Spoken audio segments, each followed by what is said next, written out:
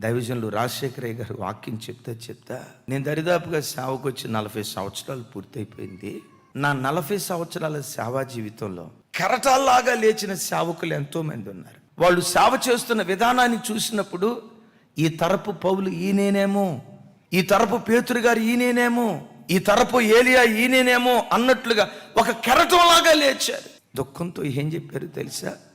ఎంత కెరటంలాగా లేచారో, లేచిన కెరటం నేలమట్టమైపోయినట్లుగా ఎంత ఎత్తుకు లేచారో అంత నేలమట్టమైపోయి ఇప్పుడు వాళ్ళు బ్రతికున్నారే కానీ వాళ్ళ సేవ కనపట్లేదు, వాళ్ళు కనపట్లేదయ్యా. అయ్యగారు చెప్తూ ఏమన్నారు తెలుసా?